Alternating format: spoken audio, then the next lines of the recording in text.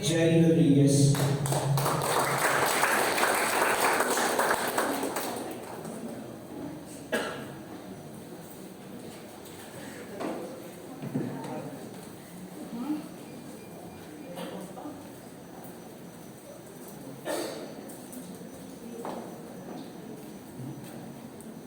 Magandang umaga po sa inyo lahat. Good morning. Good morning.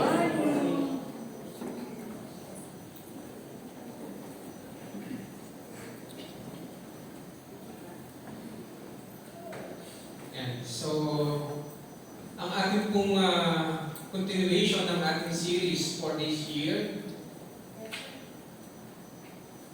Sige po.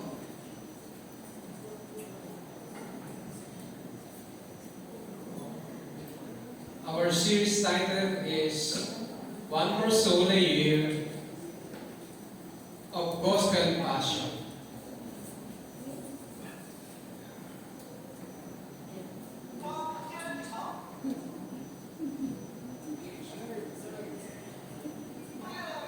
Sige, harap na lang sa'yo para hindi. So, yan po ang ating series title for the full year. Kung sana po ay hindi kayo maumay sa ating message for the whole year sapagkat yan po ang ating naipag-pray sa Panginoon. And para po magbigay ng paliwanag about sa ating yearly theme, yung One More Soul a Year of Gospel Passion, ang paliwanag po dyan is essentially it's a call to action for SNK to be passionate. Okay, next slide. Equip and obedience in bringing the message of salvation to one more soul. Reflecting Jesus' own heart for the lost. So, napili ko naman yan sapagkat essentially this year, it's a different scenario or iba yung pag-uusapan natin for this year. It's all about evangelism. Okay? Amen. Hallelujah. And ang third topic natin pag-uusapan for this year, it's about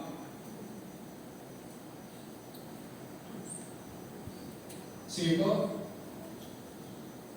God's greatest priority. Amen. That's why on this third Sunday, i-schedule po namin ang dedication ng ating mga officers. Okay. Andiyan ba yung President ng CDAR? Wala pa po. Wala pa. Yung President ng YC? Andiyan na. President ng Youth? President ng Youth? Dapat dito ka eh. Di ba na-orient ang ating youth president? Ayan. Para mamaya pag hindi na tayo mahirapan. O, president ng YA pala, YA.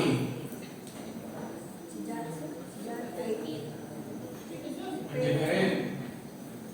President ng lastly, yung teens. Andiyan ba ang president ng ating teens? Okay, tatago. Hindi ko nakita. Taas ang kamay. Ayun! Kasi may lang namin na kasi nakakawing, alam na namin eh. Okay? So, mabuhay ka.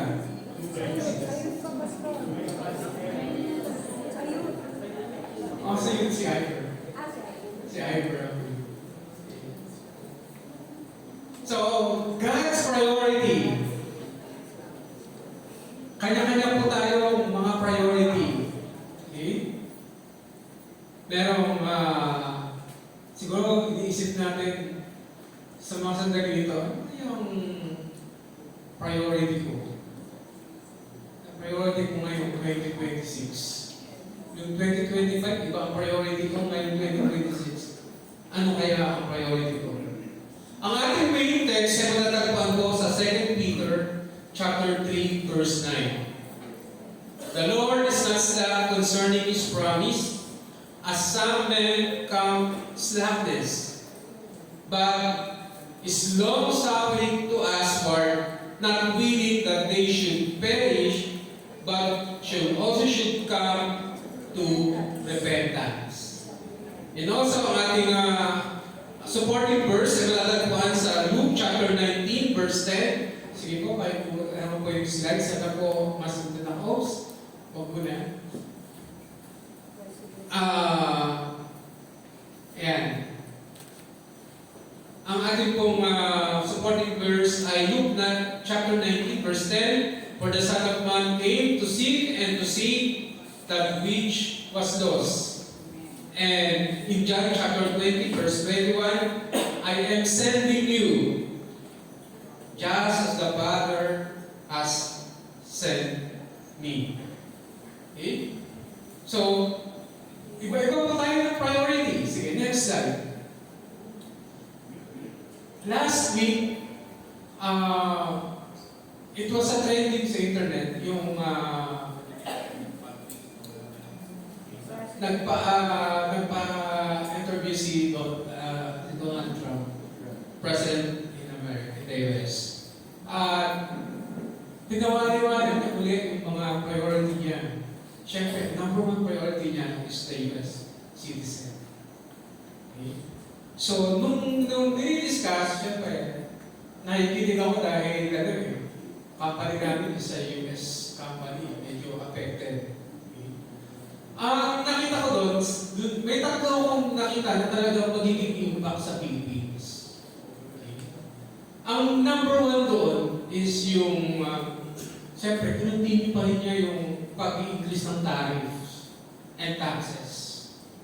Kasi sa US ngayon, makikita ninyo, katulad na namang pagdating sa clothing, na example, yung mga US people, parang yung clothing branded nila is parang natatabunan na ng ibang branded. Bawa, yung mga, kasi ang mga US brand, yung mga Ames, Nike, mga Gap, mga Calvin Klein, CK, mga ganyan. Na nakikita ng mga tao na parang mas okay yung Uniqlo, H&M. Parang mas magaganda ang suot. And then nakikita nila na yung branded nila, parang hindi masyadong nabibili. Kasi pupunta pa sa mga malls, samantalang yung mga na-order lang sa Shein, Shopee, mga ganun. So nakita nila na, oops, mga products namin mukhang hindi na bibili sa mga malls. So nakita nila na ang mga sinusuot ngayon ng mga US citizen is not their products and denims. So nakita nila, mukhang nalulugi sila. So ang ginawa nila is, minahala nila ngayon yung tariff, gano'n madali nyo na order kasi they can order in the internet. I-deliver sa bahay nila. So walang kahirap-hirap. Ang ginawa ni Trump is, mamahalan ko ngayon yung tariff. Na kapag sige, umorder kayo, pero pagpasok niyan sa custom namin, sisigilin namin kayo ng mahal. Okay? So, nag-aakalan sila. So, yun number one. So, it's either kahit mag-import and export, pagdating sa custom nila, talagang sa pantalan nila, sinisigilin nila ang mahal. So, kahit ng ibang mga bansa, mag-i-import o mag-i-export, pagdating sa custom nila, napakamahal na binabayaran. Kaya, nag-aagulo to. Yun number one. Number two is, they limit the immigrants in the US. So, medyo hinong muna nila yung mga nag-a-apply. So, if you're working for a working visa or tourist visa, medyo mahigpit. Pero dito sa US Embassy natin, accept sila ng accept. Sige, interview kayo ng interview, pero hindi nila mostly na-deny. Kitang-kita sila. Magkano ngayon ang application ng US visa? Di ba? 850, mga 150. So mga 8,000. Tama ba, Bern? Mga 12 na. Lalo na pagka mga tourist visa ka dahil syempre, it's a issue. So, hindi guarantee na kapag nag-apply ka ng US visa, ma-approve ka. Kalimitan na, de-deny. Kaya mo, ang araw dyan sa US kasi tayong pila.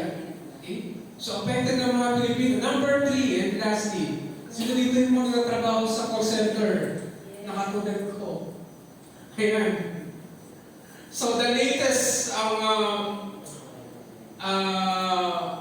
billing na talaga namang ino ng mga setting is they keep call centers in America Act. They made a bill. They passed a bill. Lalo ng mga dalawang senators sa US na nag-pass ng bill na keep call centers in the US bill in 2025. Bakit? Kasi halos lahat na-outsource nila lahat ng mga call centers nila sa US. Kung makikita natin dito sa Philippines, ang dami, nandito lahat. So, parang yung mga outsourcing nila is nakabawasan. Ang sinasabi nila, bakit wala pa kaming tao na pwedeng maging katulad ng mga Pilipino? Marami. Kaya lang, ang mga US, hindi sila sanay na napapagalitan. Okay? Ang mga Pilipino, okay lang. Mahalaga, bigay pa kami ng sweldo. Okay? Ako mismo, IT department kami, pero pagka mayroong utos galing sa US, so, we must comply. Kailangan na pa kaya yung mga agent na halos araw-araw siguro namumura or napapagalitan, pero gilig din ako sa mga talaga, sanay na sila. Okay? Parang ano na lang sa kanila yun. Basta mahalaga, sinusunod sila. Okay? Yun naman ang mga Pinoy. Sanay tayo sa mga mahirap na trabaho. Okay? Ang sabi nila, because our citizen is not here, or our citizen is not, hindi nila nararanasan yung tamang pasweldo na para sa kanila dapat. That's why si Trump, priority na kasi ngayon ng mga US citizen. Okay? So yun ang priority niya. But, what about us? Okay? Ang mga Pinoy, may inasahan ba? Priority, lalo na sa kinakaharap natin sa ngayon. Diba? Ako, nasa ako na ng Lord. I'm not a US citizen, but alam ko, kami ang priority mo, Lord. Doon lang tayong mahanap kung makakapit eh. Okay? Because, sabi doon sa Philippians chapter 3, verse 3:20, our citizen is not here. Amen? Our citizen is in heaven. Okay? So, yan po yung mga priorities na makakakuha tayo ng pulot. Bakit kaya priority niya yun? Bakit priority mo? Bakit ngayong mga leaders, as you go along, I pray na ito ang maging priority niyo sa 2026. That's why, alam ko na hindi ito nagkataon lang sa pagkaka-elect nyo or pagkakadala nyo dyan. Alam ko, dictate ng Panginoon. Kasi kayo ang priority niya dyan. Naniniwala ba kayo? Hinanap ibig ng mga officers. Parang kinakabahan sila sa gagawin nila for this year. Kasama po ninyo ang Panginoon. Out of those na nominees kayo na elect yan, that means kayo priority ng Panginoon. Kasi alam niya na kaya niyong gawin yan. Mahirap, yes. Pero this time, sana po as we go along with our pag-usapan natin ng priority ninyo ang katulad ng priority ng Panginoon. Tayo po muna yung manalangin. Maraming salamat, Panginoon, sa umagang ito. Nawa po ay napupurihan namin kayo at nabigay namin ang tama namin pagsamba kanina sa aming praise and worship. Danahin po, Diyos, na kumilos ka sa aming harapan, Panginoon, na ikaw lamang ang aming mapagbulay-bulayan, ikaw lamang ang aming mapagtuunan ng pansin, at ikaw lamang maging priority namin sa umagang ito, Panginoon. Danahin po, Diyos, na lahat, Panginoon, ang aming matututunan sa araw na ito ay magsilbing gabay namin sa aming pamumuhay sa araw-araw, sa aming higit sa lahat, sa aming paglilingkod sa inyo, Panginoon. Kaya mo, Ama, na ang salita mo, Panginoon, namin matututunan, Panginoon, na magsilbing ilaw sa aming Panginoon. At magamit namin sa araw-araw naming pamumuhay. Kung nasa ano po kami, sa aming trabaho, sa eskwelahan, sa bahay, kung saan po kami naroon. Maraming pong salamat. Purihin ka sa pangalan ni Jesus. Amen. Now, let's continue. Have you experienced na ma-priority? In some other way. Sa bahay, sa eskwelahan. Diba? Sa bahay na lang, umpisahan natin. Napo-priority ka ba ng magulang mo na pinagluluto ka araw-araw? Kasi priority ko dahil papasok ko. Kailangan mag-platcha ka yung damit, kailangan pagluto ko siya dahil yun ang priority ng magulang mo, ikaw eh. Okay? Naranasan niyo po eh. Sa mga senior, di ba? That's why meron tayong ID. Nakikita tayo kasi meron akong PWID. Meron ng senior. So, ayan po. Naranasan natin maging priority. And ang sarap kung ma-prioritize. Pag may priority ka na, hindi ka na nahihirapan. Diba? Priority ka. Okay? Pero minsan makakainis. Priority ka, pero ikaw yung unang naliligwa. Kala mo ang galing-galing mo, pero ikaw pala yung natatanggal. Kasi, di ba? Totoo naman, sa Biblia, di ba? Sino yung nauna? Siya yung mahuli, di ba? Sabi sa Matthew 19, chapter 30.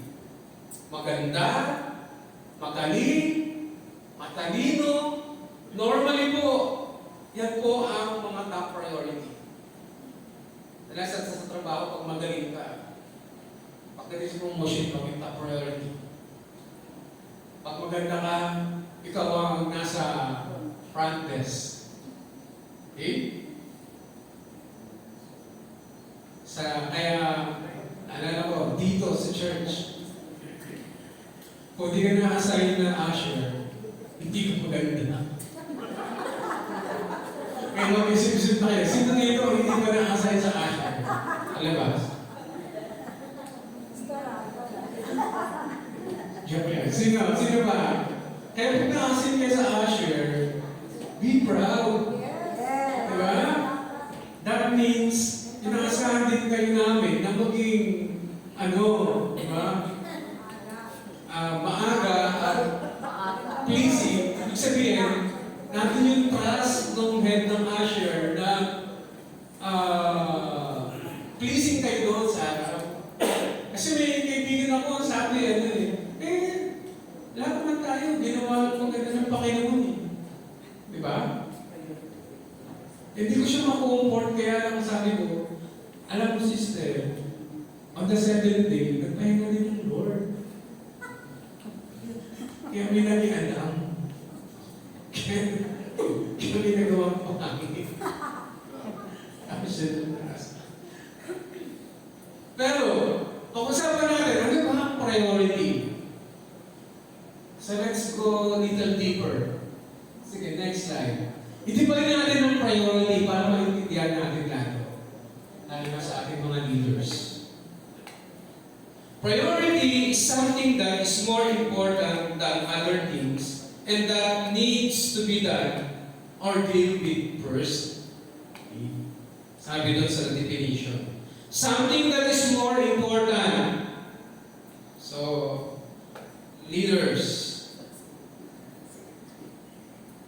that is more important than other things. Kung nakikita niyo yung mas important ba, amen, do it. And that needs to be done first. For example, I'll give you an example. Exercising is very high on my list of priorities. Kasi meron akong problema sa heart, so kailangan ko mag-exercise. Yan ang priority ko. Okay? So every morning, kailangan mag-exercise ako. Okay? Kaya lang, natawa lang ako. Minsan, kung pupunta ako dun sa gym, laging may mga tao nagsusumba. Mga sumba na doon. Lagi na lang ano. Sunod, may nagsusumba na naman ng ganung oras. Pangatlo, imbis na makapag-basketball ka, hindi, kasi may nagsusumba. Nung pangatlo, ayoko na mag-exercise. Kasi nakikita ko kumagaling na ako kumembo. Zumba. So that is our priority. Next priority comes from the word prior, which means to come before something else, the right to make precedence or to proceed before others. Okay? So priority is to proceed before others. So katulad dito, mga yun, we're prioritizing our school, or your school, because you want to prioritize your career. Okay? So, if you want to pursue that, before you transfer to another course or change it, you must prioritize your first choice para meron kang na-aapin. Okay? And to others, kung meron kayong objective na yun ang gagawin nyo, do it, rather than proceed to other things na wala nang kahihinatnan. Okay? Kasi parang wala pagkatapos ng career mo, parang minsan ayaw ng ibang tumuloy. Parang yung kwento ni Alex Carrera, after niya mapag-graduate yung anak niya sa Lasal, sabi ng anak niya, Dad, can you take a rest? Mulat siya. Sabi niya, rest? Bakit? Napagod ka mangingi ng baon? Ang mahal ng parang sa after that, mag-rest. No, there's another, okay na mag-rest, pero after that, you pursue with your job. Kasi after nung, siyempre, mag-aral ka, ang next mong priority is, of course, makahanap ng work. And, of course, para ma-sustain yung mga ibang pangailangan na hindi mo na iaasa sa magulang mo. Okay? Then, another example ng definition of priority is, it can also be described as the state of being prior in time, order, or importance. Okay? So, marami yan. Meron tayong priority katulad ng mga PWD, seniors, and pregnant. Okay? Sino dito yung pinapriority yung magulang nila or yung mga elders? Wala. Priority ko yung magulang ko kasi lalo na yung matanda kong may edad kong magulang. Wala. I give you suggestion para makabawi kayo sa magulang. Para makabawi, lalo na yung mga youth or YA or teens. Minsan, pagka umaga, so kayo naman ang magluto ng breakfast. Pagluto niyo yung nanay niyo. Ayan. Kaya niyo lang gawin yan eh. Tapos, pag pagluto niya na, isingin niya siya. Sabihin niyo, ising na. Ano to? Tanghali na? Tulog ka pa rin. Buhay mayaman. Ang ganoon. Pag sabi ng nanay mo, masakit kasi ulo ko eh. Kasi cellphone mo yan. Para makabawi. But at least, pagluto mo yung magulang mo na ikaw naman ng okay? So, what is priority means to you? Ano yung pinakamalagang, ito yung lagi pinakamalaga, pinakalaging una, pinakalagi natin binibigyan ng atensyon. Yan po yung priority. What is priority according to our psychologists? Kasi ang mga tao talagang may likha, may priority. priority according to our psychologist Maslow. Sabi doon, ang priority po ay merong level.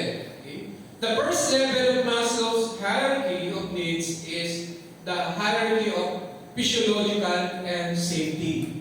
Sabi po dyan, yung first level sa baba, yan po yung mga air, water, food, shelter, sleep, clothing, reproduction. Yan kadalasan ng ating priority needs. Susunod doon yung mga personal safety needs natin.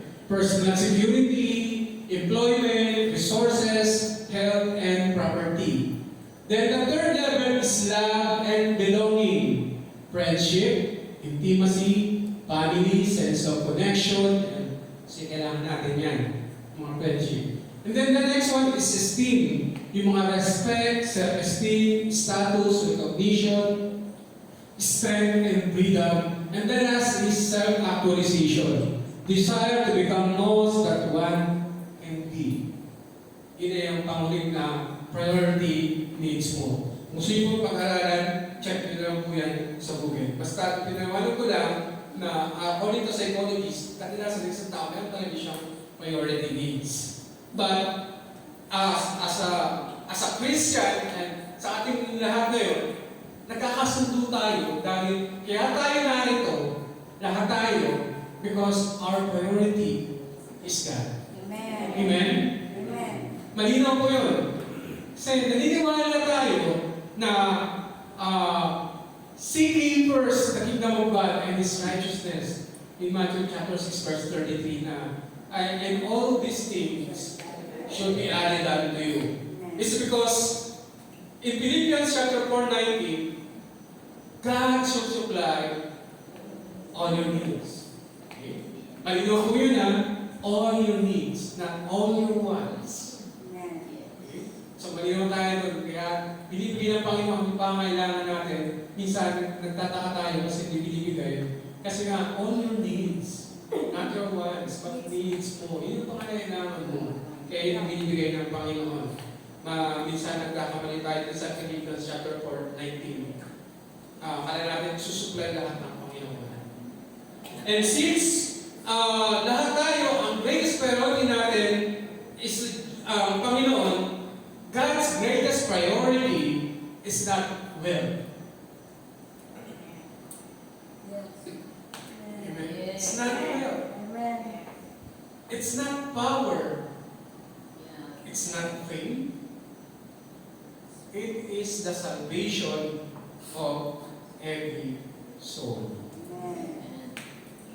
This is the greatest commandment sa Panginoon. And this is our highest priority. In Mark chapter 12, verse 28 to 30, loving God and loving our neighbor. That should be our priority.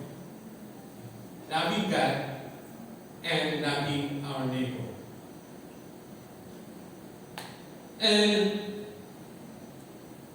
what is constantly na makikita natin sa iniisip ng Panginoon? Paano mag-question tayo? Paano ipinakikita ng Diyos na ang kaligtasan ng tao ang kanyang pinakamataas na prioridad? Paano niya pinapakita ng Diyos? Ang priority niya talaga ang tao. Number 1, in 2 Peter chapter 3 verse 9, it clearly says that the Lord is not slack concerning His promise.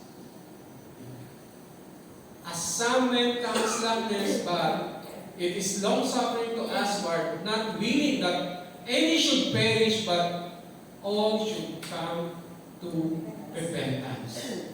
So, nililinig ng Panginoon na nagtsatsaga ako sa inyo. Tingnan.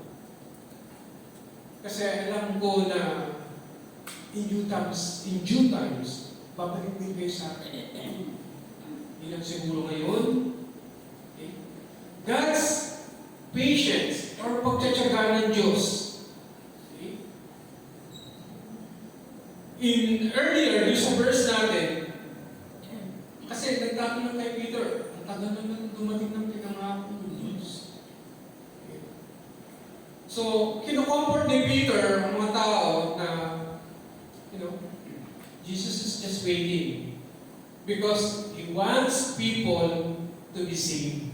Kasi, alam ng Panginoon yung judgment na parating. Yung ating tutunghayan, yung ating last year na nagkabit. May judgment din. At, siyempre, alam ng Panginoon kung ano yung judgment na yun. That's why He is, yes, I am waiting. I am patiently waiting for you. Ganun ang pagmamahal ng Panginoon, di ba? Kaya sabi yung John 3:16, kayo na lamang ang pag-ibig ng Panginoon, kaya binigay niyo yung kanyang upang hindi mapahamak ang lahat, di ba? Maligtas. Kaya, siguro, kung ating matanda ang tagal-tagal na, sobrang tagal na dumating ng Panginoon. Kaya minsan, yung mga pag tayo merong nagkakaroon ng problema or mahigpit ang ating pangailangan or may bigat yung problema natin, ang sinasabi na natin, sana dumating ka na para tapos na to. Diba? Pero, sarili mo lang iniisip mo eh. Kasi, bakit? Kung dumating ang Panginoon, kasi siguro mo ba na ready na ang mga mahal mo sa buhay? Sigurado mo ba na lahat sila matitigtas? O ikaw mismo? Katingin mo, ready ka? Kapag patawad mo ba ang mga sarili sa iyong mga pagkukulang? So, kung ating makikita na, Lord, ang patient mo, sana maging patient din ako. Diba? Officers, God is patient. SNA leaders, God is patient. Okay? Be patient with your group ministries. Or be patient with your group members. I was a young couple pastor for almost 12 years at nakikita ko ang mga members kung paano, sometimes naranasan natin ang pagiging makulit ng members or pagiging impatient. Dapat, are you ready for that? Leaders? SNA leaders? Are you ready for that?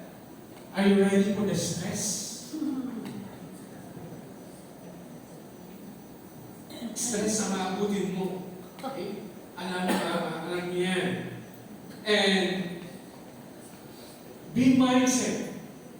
Be mindset kasi when things get wrong, dapat naka-mindset ka na ang priority ko Panginoon.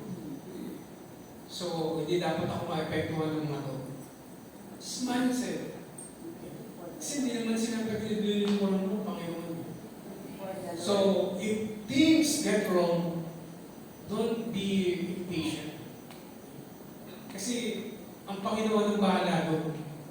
Mahalaga gawin mo yung nararapat. Gawin mo yung trabaho mo. If you are president, then be a good president. If you are a treasurer, then be a good treasurer. That's your job. Focus on God, not men. Saan focus mo sa Panginoon? Dito nyo mapapatunayan na patient is a virtue. Patient is a virtue. If you will always put God as your priority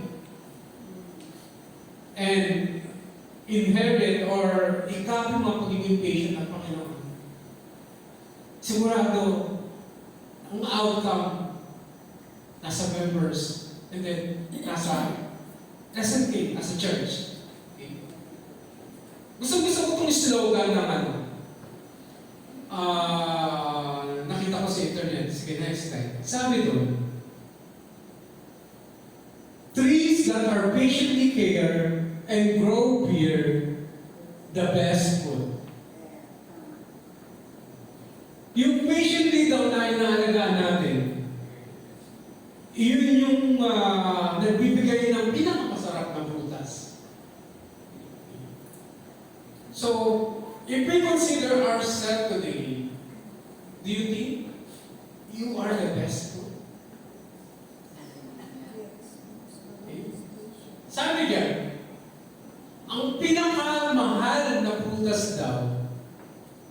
iyan. Alam niyo kung ano yan? Melon. Yan ang melon sa Japan. Ang tawag nila dyan ay Yubaiki melons. Bino mo? Yung nag-bidding yan sa US, isang box niyan, umabot ng $45,000. Pero if you buy it, $1,000. So, ang dollar ngayon times 59. So, almost 60,000. So, ang isang peraso yan, 60,000. Bakit? Kasi yung unas na yan, napakamahal, napakasarap, napakabango. Best food. Hindi ko pa na ano yan eh. Pero pag sinerge mo yan, nakita ko ng mga video, talaga, kasi pag binuksan mo naman siya, parang meron lang sa Pilipinas. Pero pag kinain mo daw, sobrang tamis, ibang klase yung lasa kanya. That's why it was really the best and the most luxury and the most expensive fruit sa buong mundo. Para siyang mako-compare sa pinakamasarap na pagkain, yung mga caviar, yan yung mga nasa level niya. Caviar, yung mga mashutake sa Japan, yung mga steaks sa New York, yan yung mga katulad, pinakamasasarap.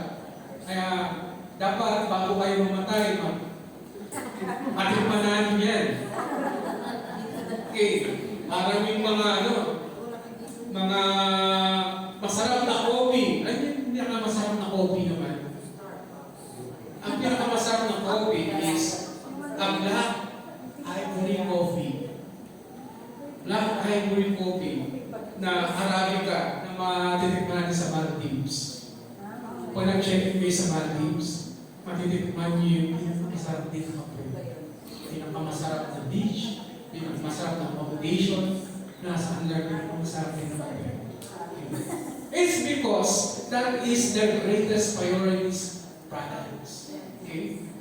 Katulad dito, it was growing for 100 years in Japan. 100 days bago sila maka-ani ng nila na yan. It also had intensive care. So each vine, kasi ganun-ganun yan. Ang each vine, isa lang ang tumutubo. Yung the rest, pinuputol nila. Para isa lang yung nagpo-consume ng buong vine na yun. Kaya lahat ng nutrients na pupunta sa kanya, ganun siya inaalagaan. It has a manual attention that mostly parang royal treatment ang dating. It was cleaning the melons, barns every day. Every day inaalagaan. It was a protective measures that often given paper hats to prevent sands and ensure even past retribution. Binabalutan pa nila para hindi ng mga uod or insekto. Environment, they are grown in specialized climate, controlled greenhouses, and which regulate temperature and humidity. Kaya nagiging ganyan yung products. Okay? Now, it turns out, application. Okay? When we evangelize people, kapag tayo may inaalagaan na kaluluwa, the same care, the same nourishment, or the same na pag-aalagaan dapat natin gawin para magkaroon ng best fruits. Kasi kung hindi, di ba, para siyang manggalang na magbibigay mo pa saan na hindi pinapansin. Parang walang nonsense. So, leaders in church, kapag tayo may na-evangelize or tayo may sineshare ng word, dapat it should be taker always, pag-pray natin always, na hindi siya mapunta sa, sa kalaban, or sa hindi siya mapahama, kundi magkaroon, ma-produce ng magandang fruits. Bear the best fruits. Okay? Leaders, are you ready for this 2026? na makapag-bear ng fruits? For this year, ang target natin, di ba, one soul.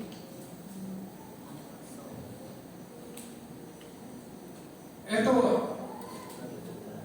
direct na po, isa lang po, ibig sabihin niya, ang outcome, at least, dapat, for this year, 2026, each and every one of us should have one soul.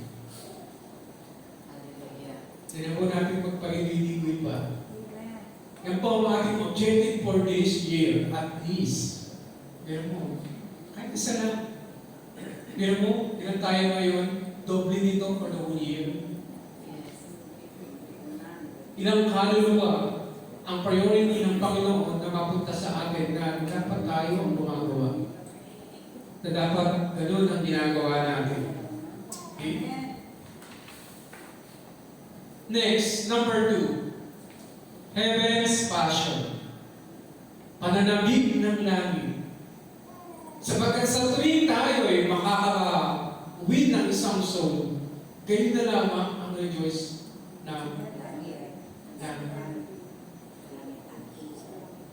Sino dito yung Sino dito yung first times church sa SM? Meron tayong isa. Sino ba? Wala na. Isa, talakpakan natin ang Panginoon. Buti na lang niya, oh Lord. Kasi ibig sabihin, mas nami-ami. Dahil meron tayong isa. Thank you, brother. Diba? Luke chapter 15 verse 7, I say unto you that likewise joy shall be in heaven over one sinner that repent, more than over 99 just person which need to repentance. Okay? Kaya yung one more soul a year of gospel passion, kaya-kaya ba? Listen kay leaders. Kunti lang na is. Please, kaya natin yan. Wag lang. Amen? Ang hina pa rin ng leaders. This verse doesn't say heaven rejoices over big crowd. Hindi siya nag-reduce pag marami. Kahit isa lang. Walang sinabi doon na big crowd. Okay? Isa lang. One that all it takes to start a party in heaven. Yes. Nagpa-party. Okay? It's like a lost child in a mall. Pag may batang nawawala sa mall, tatagpuan ng magulang. Diba? Ganun na lang na may white, malakpakan. So, officers, don't just say one. Diba? Maaaring one a month, 2 per 2 months. Yes. Okay?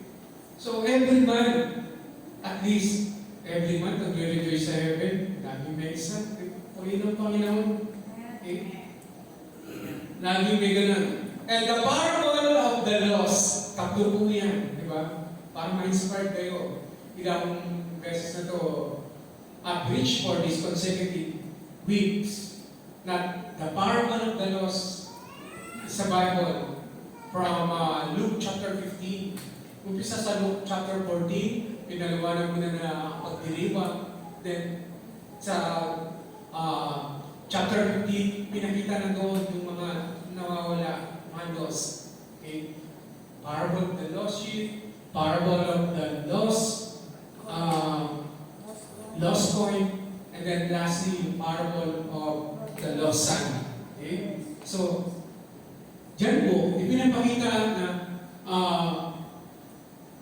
God's immense joy, unconditional love, and active pursuit of every individual, especially sinners, emphasizes that heaven rejoices when the lost person repents and return to Him. Amen.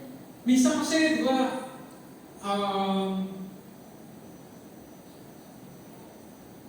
nakakalimutan natin na parang ang pili natin dun sa parable of the lost son.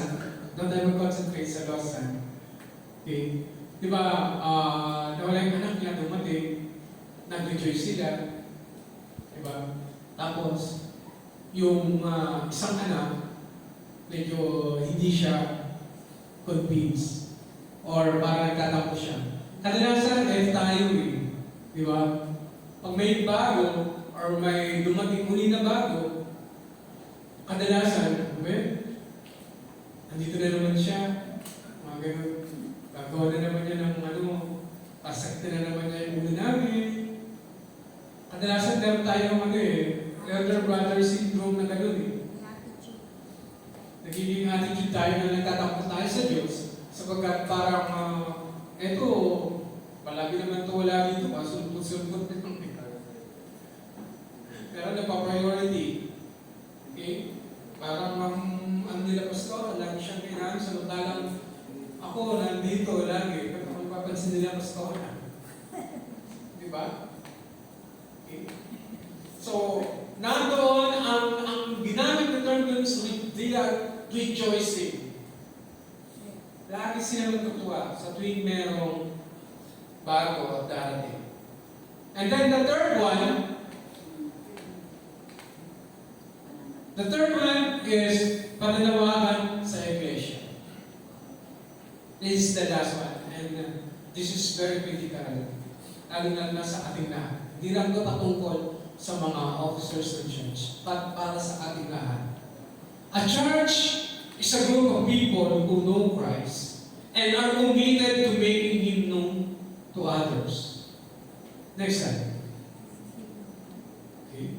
Yan po ang definition ng church. A church is a group of people who know Christ. Ayun, alam natin, si Kristo. And are committed to making Him known to others. Amen. Are we committed Hallelujah. to make known Christ to others? A church is a group of God's people who are seeking to work together to fulfill their God-given mission of seeking and saving those who are lost. Dapat yan po ang isa sa ating mga priorities as a king. And the third one, a group of believers whose priority is God's priority. Same thing, 1, 2, 3. Pinagkala namin. Priority niya dapat kasi siya patiently na nagkakantay sa sino mang aming dadalhin sa Kanya. In Matthew chapter 28 verse 19, go ye therefore. Lagi natin itong ginanong from these 3 consecutive years. 3 consecutive weeks ating pinag-aralan for this evangelism. Alam niyo po, kung wala tayong gagawin, payag ba kayo magsasara na lang kayo sa akin? Kasi tagal na natin dito kung tayong ginagawa. Nagsasayang lang tayo ng effort, nagsasayang lang tayo ng kuryente, all this wasted. Payag ba kayo ng gano'n? Na ang tagal-tagal na natin dito sa church for all how many years ng SNK and still the numbers is here. Kabahan po kayo. Wala po tayong youth pastor. Sana may parating na. Wala pang mixing line. Kasi nasa CIDAR, nasa YC ang mga pastor. Paano kung na kami, pa-SC? Wala na bang mag-step up? Yeah. Hello, youth? Hello, YA? Yes. Teens? Pahit ba kayo na magsasarga ng SNK? Pahit ba kayo? Kukuha na tayo sa labas ng pastor? Sakit din mo ba? Parang ayaw naman natin siguro na magagaling sa labas ang magiging pastor natin dahil hindi niya tayo kilala. Yes. At napakasakit din naman na sa tagal na paglilingkod sa Panginoon, magsasara na lang ang SNK. Instead na dapat madoble tayo at instead of this year, 2 service na dapat ang ginagawa natin, meron sa umaga, meron sa hapon. Amen. Ang dami namin pastor, no? Yes. Pwede si pastor sa umaga, pwede kami sa hapon. Yes. Amen. Amen. Eh, sino sa hapon? Wala naman si simba. Wala naman yun. Okay?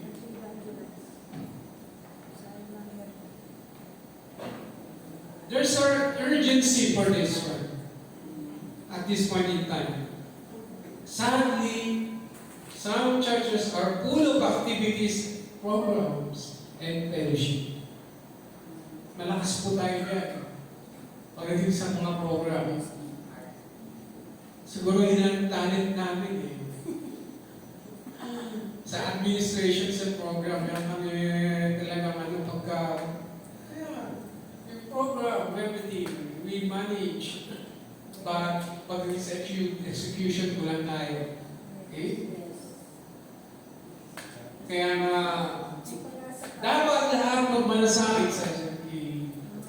Dapat lahat tayo as a church, dapat ang maging priority natin, priority ng Panginoon. God's priority is souls. Okay? That should also show in SMK Church. Our discipleship, our outreach, our evangelism, this should be just occasional events. Occasional lang yun. Dapat, ang dating natin maging lifestyle is winning souls. It's not a mission. Okay. Worship team. Asan kayo worship team? Mga intercessors. Not only si Darma's department and YCYA 2, YYA teams. Sa pagtatalaga ninyo ngayon sa umaga nito, dapat at least makuha natin yung God's priority na tinalawanan natin kanina. Dapat maintindihan natin. Hindi sapat na meron tayong ministry. Worship ministry. Intercessors ministry. Hindi sapat na meron na kayong ministry. Dapat magkaroon kayo ng puso sa pagsisave ng ng tao. Yan po ang challenge sa atin sa umaga nito as we go along and as we dedicate ourselves. Alam ko po, mahirap na gawin in this 2026, but let's go together. Let's go together. Amen. Magtulungan po tayo sa isa't isa. Nandito po kami. At nandito po ang ating mga cigars na handa pong magbigay sa atin ng payo kung ano man po ang ating mga pangailangan. Let's make it happen this year, 2026, that our evangelism program is very intentional. Ipapahamo nyo ba na at the end of this year, meron may isang madadala dito? Hallelujah. Amen. Praise God. Ipapahamo nyo ba yun sa Panginoon? Amen.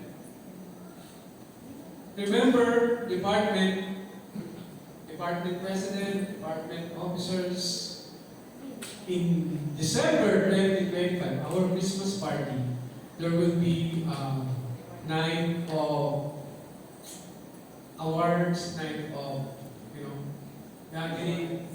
Magkakaroon tayo ng rejoice, our celebration. And one of the celebration is announcing, so surprise lang namin. But it focus on our program. Kung sino ang I hope it's a surprise na lang namin, pero I hope you can read between the lines ang ibig sabihin namin. Whose department is performing the mission and vision?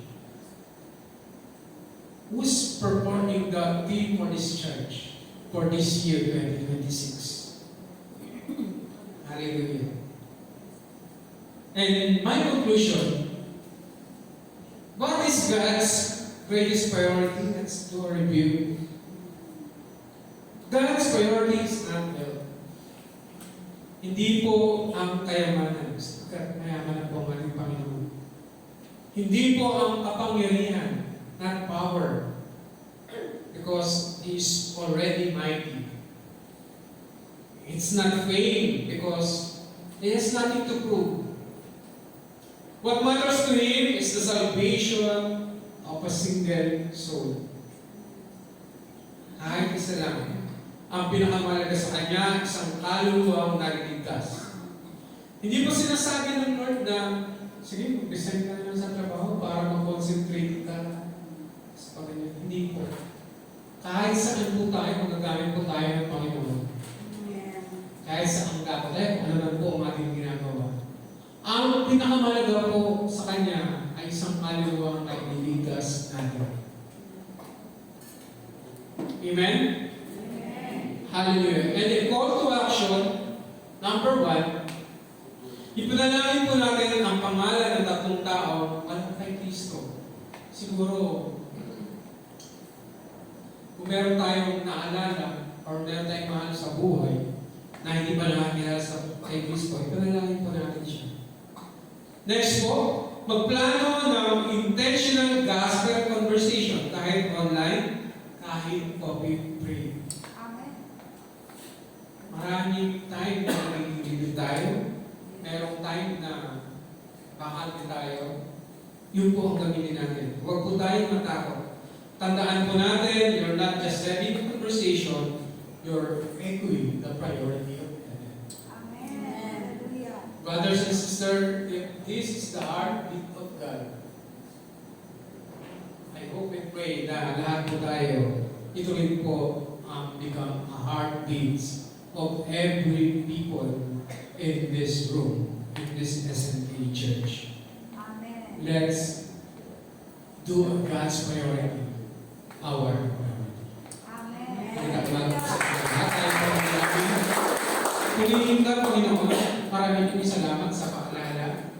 Maraming pong salamat sa binigay mo sa aming mga examples. Salamat po sa lahat ng pagbibigay mo sa amin ng mga pasensya. Hinihingi po namin ang kapatawaran ang aming mga nagawang kasalanan, ang aming mga pagkukulang, ang aming procrastination. At minsan din namin na-appreciate kung gaano ka katyaga sa aming Panginoon. Dapat ganoon din po kami katyaga sa mga hindi pa nakakilala sa inyo, Panginoon.